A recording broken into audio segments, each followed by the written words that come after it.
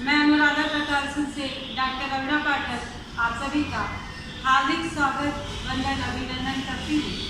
आज हमारे अनुराधा प्रकाशन का आज यहाँ गांधी प्रतिष्ठान भवन में विमोचन पुस्तक विमोचन एवं काव्य गोष्ठी समारोह का आयोजन किया गया है, जिसमें लोगों की पुस्तकें भी प्रकाशित हुई हैं और जिन पुस्तकों का यहाँ का प्रकाशन हुआ है उनके रचनाकारों से मैं आपका परिचय करवाती हूँ।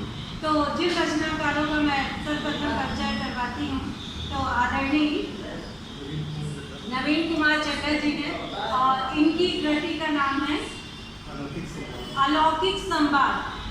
तो निश्चित ही नवीन जी, मैं आपको पहले तो बहुत बहुत शुभकामनाएं देती हूँ और अनुराधा प्रकाशन की ओर से हार्दिक बधाई देती हूँ और जानना चाहूँगी कि जो अलौकिक संवाद ये कृति क्या है और क्या बताती है। पहले तो मैं आपका धन्यवाद करता हूँ कि आपने मुझे अवसर दिया कि मैं आपको कुछ कह सकूँ अपनी पुस्तक के बारे में, जिसका आज अनुराधा प्रकाशन की ओर से विमोचन हो रहा है। तो मैंने जो कविताएँ और लिखी हैं वो राजनैतिक हो गई या सामाजिक या हम व्यंग्यात्मक देखते हैं, पढ़ते हैं, सुनते हैं या श्रृंगार रस की होती है। तो मुझे लगा कि कुछ इससे अलग हटके लिखा जाए। तो मैंने ये ध्यान दिया कि सनातन धर्म के अनुसार कोई ना कोई तो परम शक्ति, परम पुरुष है जिसने ये सारे ब्रह्मांड, सारी सृष्टि की रचना की है और वो अजन्मा है, अजय है, अनंत है, अरूप है, अदृश्य है और इस लोक से परे है, किसी भी लोक से परे है। तो मुझे लगा कि यदि वह हम सब उसी की रचना है और जन्म मरण का सब कारक वही है, तो यदि मैं कुछ बातचीत करूं उस परम पुरुष से तो वो अवश्य सुनेंगे। और उसी सिलसिले में मैंने ये कविताएं लिखनी शुरू की जिनमें मेरी सरल बातचीत है उनसे, उस परम पुरुष से जिसने कि अपनी परम शक्ति और परम प्रकृति को लेकर ये सारे ब्रह्मांडों की रचना की है। तो उसमें ये इसमें कोई धार्मिक पुट नहीं है किसी भी कविता में। तो मैंने जब काफ़ी सारी कविताएं लिखी तो 100 कविताओं का एक संकलन मेरा बन गया, तैयार हुआ।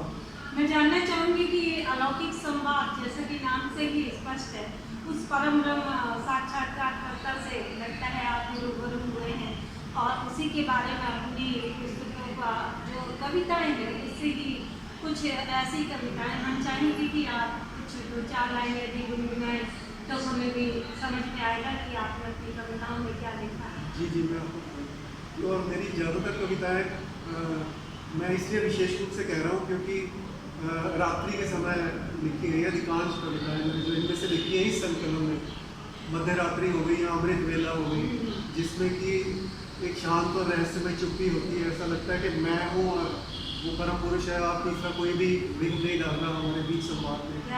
तो यही संवाद इसी उस अलौकिक पुरुष से है, इसीलिए इसका मुझे शीर्षक जो लगा वो अलौकिक संवाद लगा, तो मैंने इसको नाम दिया।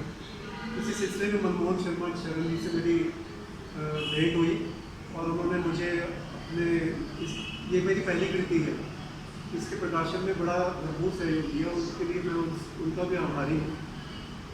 मेरी कविताओं को आप पढ़ेंगे तो उनमें से मैं एक कविता की कुछ लाइनें आपको मैं बता देता हूँ।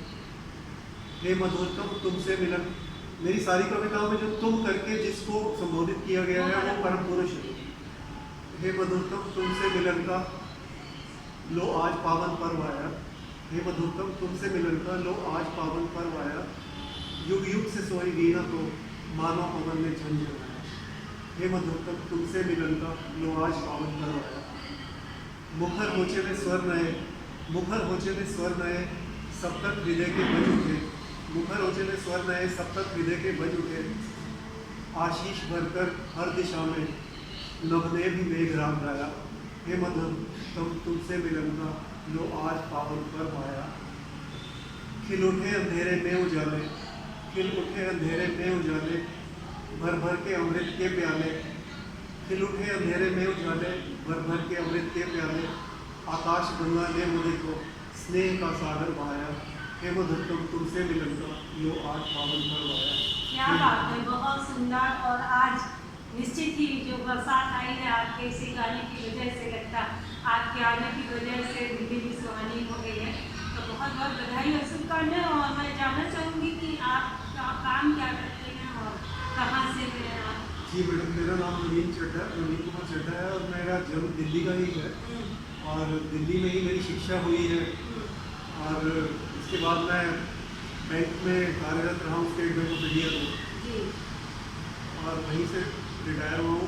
स्टेट बैंक में स्टेट बैंक में रहते हुए मेरी कई कविताएं प्रकाशित हुई बैंक की पत्रिकाओं में समय चला था। और मेरी माता जी जो थी वो अध्यापिका थी, मुझे लिखने की प्रेरणा उन्हीं से मिली मूलतः। और इसके अलावा मैं यही कहना चाहता हूँ कि ये जितनी भी ये शौक़ है कविता लिखने का, ये हमेशा से रहा है। पहले मुझे लगता था कि भी साहित्यिक चीज़ें पढ़ते हैं, कहानियाँ कविताएं, कुछ ऐसा हो सकेगा तभी मैं भी लिख सकूँ, तो मुझे मुश्किल लगता था।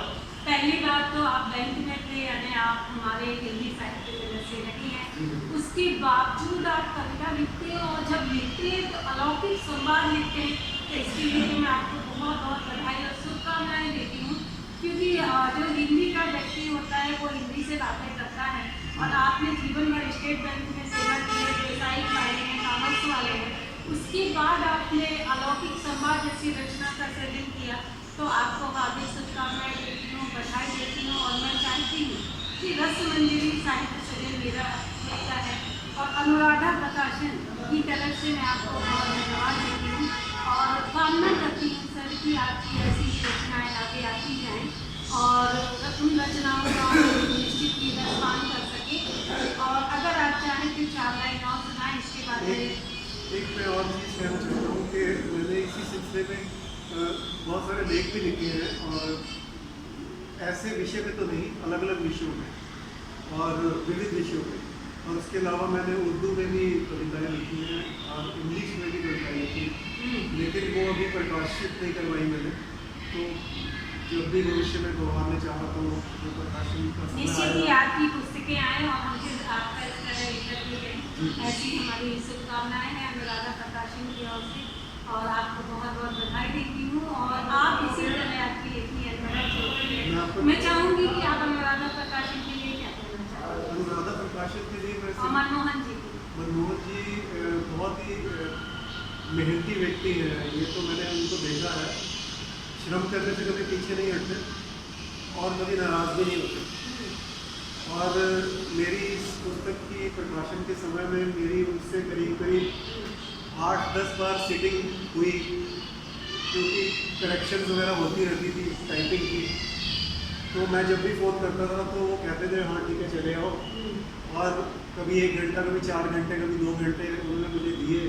और मैंने पंक्चुएशन का यानी कि कॉमा, बिंदी और ये सब चीज़ चंद्र बिंदु, सब चीज़ों का ध्यान रखा, कहीं कोई त्रुटि ना रह जाए। तो वो कहते थे आप यार परफेक्शनिस्ट हो, आप मेरा बहुत समय ले रहे हो, किंतु मैं फिर भी दूंगा। तो मेरी शुभकामनाएं उनके प्रकाशन के लिए हमेशा रहेगी कि भविष्य में वो ऐसा करते रहें और नए लोगों को उत्साहित करें, उनके लिए प्रेरणा का स्रोत बने। क्योंकि आजकल ना किसी प्रकाशन गृह पे हम अचानक से ही ना विश्वास नहीं कर सकते। बहुत सारे ऐसे फ्रॉड लोग भी हैं जो कि दूसरों की कृतियाँ ले लेते हैं और किसी और नाम से छाप देते हैं। लेकिन यहाँ मैंने बड़ी ईमानदारी पाई और शायद इसी के लिए भगवान ने उनको यहाँ तक पहुँचाया है। और बहुत सारे लोग बहुत अच्छे अलग अलग वॉक्स ऑफ लाइफ से उनके साथ जुड़े हुए हैं। आज मैंने ये चीज़ साक्षात देखी भी है। उनके लिए भी शुभकामनाएं। और अरुणा पाठक मैडम, आपका अत्यंत आभारी हूँ, आपको भी शुभकामनाएं देता हूँ आपके भविष्य के लिए, आपके जीवन के लिए। बहुत धन्यवाद सर। और बहुत ही अच्छी आपकी कृति के लिए मैं अनुराधा प्रकाशन की ओर से हार्दिक शुभकामनाएं देती हूँ। और मैंने देखा है और उस किताब में बहुत सुंदर रचनाएं भी हैं। आप 2 लाइन गुनगुना के हमारे दर्शकों को जरूर सुनाएं, इसके बाद मैं समापन करती हूँ। देखिए, आप अगर नाराज़ नहीं हो तो मैं आपको 4-5 लाइन है सुना बिल्कुल, देता सुना हूँ, सकते हैं। क्योंकि यहाँ पर जगत गुरु शंकराचार्य जी नहीं बैठे हुए और सब लोग शादीशुदा हैं, तो मैं ऐसे इसमें कुछ बंधन नहीं है, लेकिन मैं आपको ये उर्दू की नज़्म है तो उसकी है लंबी, लेकिन मैं 4-5 लाइन सुना देता हूँ कि मैंने आज तुम्हें देखा तो बरसों पुरानी याद आई, आज तुम्हें देखा तो बरसों पुरानी याद आई, रही कब से घर मेरे पर पास मुद्दत बाद आई। क्या बात। ये मैंने अपनी शादी के दिन के बारे में ध्यान करके अपनी पत्नी के लिए नज़्म लिखी है। आज सुनाई भी है, आज तुम्हें देखा तो बरसों सुनाई भी पुरानी है। सुनाई भी है, लेकिन उनको ज़्यादा शौक नहीं है इन चीज़ों का। तो आज तुम्हें देखा तो बरसों पुरानी याद आई, रही कब से घर मेरे पर पास मुद्दत बाद आई। ये उस दिन का ध्यान करके लिखा है मैंने। अच्छा। चंपई तुम्हारे चेहरे पर तब शाम का गुलाल था, चंपई तुम्हारे चेहरे पर तब शाम का गुलाल था, और मेरे तसव्वुर में बस मेहताब का ख्याल था। वक्त के सांचे में ढल हसीन घड़ी आई थी, वक्त के सांचे में ढल हसीन घड़ी आई थी, नज़र की जुम्बिश में भी अजीब शनासाई थी। शनासाई का मतलब होता है परिचय। वक्त के सांचे में ढल हसीन घड़ी आई थी, नज़र की जुम्बिश में भी अजीब शनासाई थी, इशारों की खामोशी